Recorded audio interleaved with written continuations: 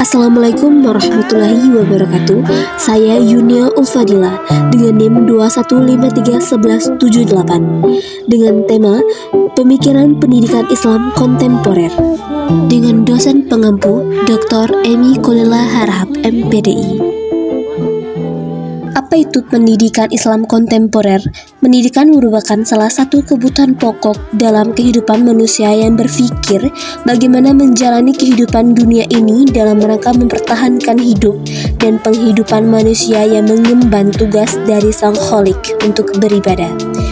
Manusia sebagai makhluk yang diberikan kelebihan oleh Allah Subhanahu wa Ta'ala dengan suatu bentuk akal pada diri manusia yang tidak dimiliki makhluk Allah yang lain dalam kehidupannya, bahwa untuk mengolah akal pikirannya diperlukan suatu pola pendidikan melalui suatu proses pembelajaran.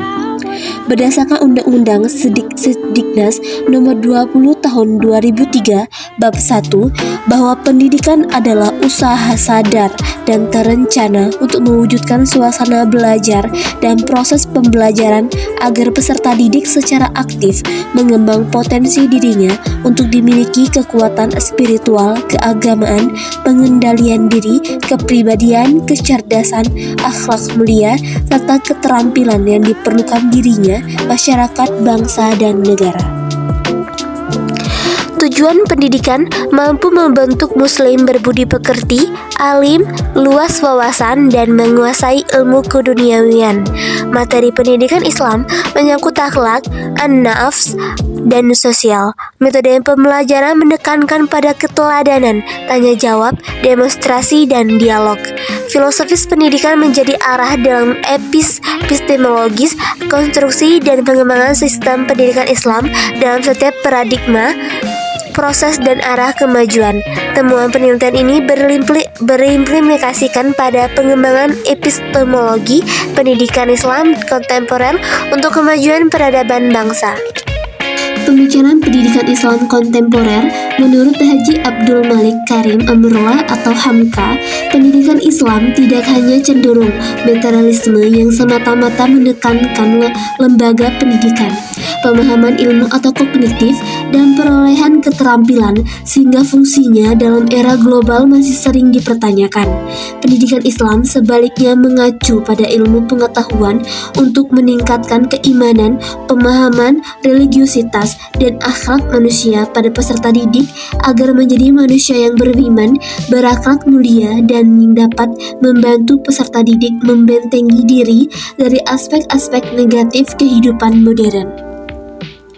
Kemajuan teknologi di era globalisasi saat ini, menurut Haji Abdul Malik Karim Amrullah atau Hamka, pembentukan kepribadian manusia harus dimulai sejak masa kanak-kanak. Untuk menghasilkan kepribadian yang baik, peserta membiasakan diri untuk jujur online, untuk berbicara kebenaran, sabar dengan rintangan dan keberatan, bersikap tahan terhadap kritik, dan tegas dalam sikap Anda. Tujuan tulisan ini adalah untuk mengetahui metode pendidikan Islam menurut Hamka dan relevansinya dengan pendidikan Islam kontemporer.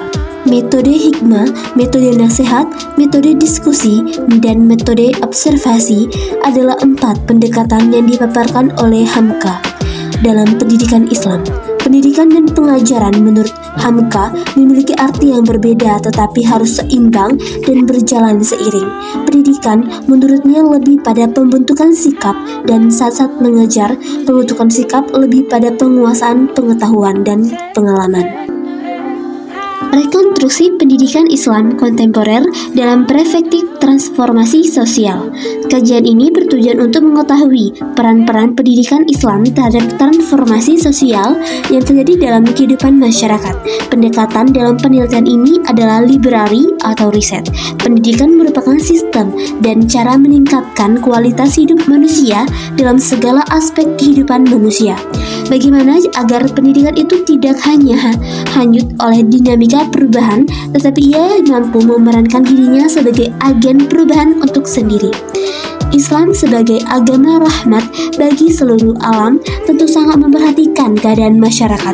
Hal ini terlihat dari bukti sejarah bagaimana Nabi Muhammad SAW membangun masyarakat Arab kemudian terus berkembang hingga Islam tersebar ke seluruh dunia melalui pendidikan. Hasil dari kajian ini menunjukkan bahwa Islam membangun masyarakat melalui pendidikan, karena proses pendidikan merupakan salah satu cara yang efektif dalam membangun umat. Dalam pendidikan juga selalu memperhatikan dua sudut pandang dalam segala aspek, seperti aspek lahiriahnya dan batiniahnya dan bathilniahnya. Konsep pemikiran pendidikan Islam kontemporer. Pemetaan pemikiran Islam kontemporer di Indonesia. Pemetaan pemikiran Islam kontemporer di Indonesia, munculnya fenomena paham keislaman yang amat beragam, memiliki latar belakang tentunya, kemunculannya, batasan dan ciri-ciri dari masing-masing gerakan pemikiran Islam yang muncul di Indonesia. Masing-masing mempunyai corak dan wajah yang cukup beragam. Berikut ini dikemukakan di antaranya corak pemikiran gerakan Islam kontemporer. Yang pertama yaitu Islam fundamentalis. Istilah Islam fundamentalis dapat dimaknai Islam yang dalam pemahaman dan praktiknya bertumpu pada hal-hal yang bersifat asasi atau mendasar. Pemahaman kebahasaan yang secara teratur dan juga efektif. Yang kedua, Islam neotradisionalis. Dalam konteks pemikiran Islam Indonesia, sebelum munculnya istilah pemikiran neotradisionalisme adalah munculnya kelompok tradisionalisme. Menurut Abudin Nata, kelompok ini awalnya ditujukan kepada mereka yang berpegang pada Al-Quran dan As-Sunnah.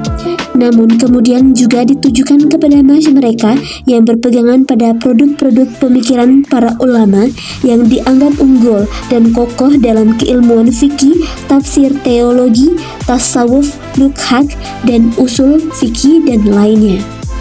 Yang ketiga yaitu Islam neomodernis. Pada awalnya sebenarnya keagamaan Islam dengan muncul istilah Islam modernis yang mempunyai tujuan membawa Islam kepada agama yang berkemajuan. Seperti halnya yang berlangsung di Barat. Di dunia Islam, gerakan Islam modernis ini muncul dalam rangka menyesuaikan paham-paham perkembangan baru yang ditimbulkan oleh kemajuan pengetahuan dan teknologi modern. Munculnya gerakan ini juga merupakan respon terhadap berbagai keterbelakangan yang dialami umat Islam dalam bidang ekonomi, pendidikan, kebudayaan, politik, dan lainnya. Keadaan yang demikian ini dirasa tidak sejalan dengan semangat ajaran Islam yang digambarkan bahwa Islam itu mendorong ke arah kemajuan, menjunjung tinggi ilmu. Dan yang keempat, Islam liberal. Setelah gerakan Islam neomodernis mengalami metamorfosis, nampaknya pemikiran Islam semakin berkembang seiring dengan berkembangnya model pemikiran baik yang muncul di dunia Islam maupun di Barat. Hal ini juga yang terjadi di Indonesia, bahwa setelah lebih dari 30 tahun, gerakan pemikiran model neomodernisme mendapat tempat dalam konsistensi pemikiran Islam di Indonesia. Kemudian muncullah gerakan Islam liberal. Istilah ini muncul ketika Greg Barton menyebutkan dalam bukunya Gagasan Islam Liberal di Indonesia kira-kira tahun 2001, publikasi mazhab pemikiran Islam liberal. Ini memang nampak digarap sistematis dan kemudian dikelola menjadi jaringan Islam liberal. Baiklah teman-teman, itu tadi materi yang saya sampaikan mengenai pemikiran pendidikan Islam kontemporer. Lebih dan kurangnya saya mohon maaf dan kepada Allah saya mohon ampun. Saya akhiri, wabillahi taufiq wal hidayah. Wassalamualaikum warahmatullahi wabarakatuh. I got work like a 10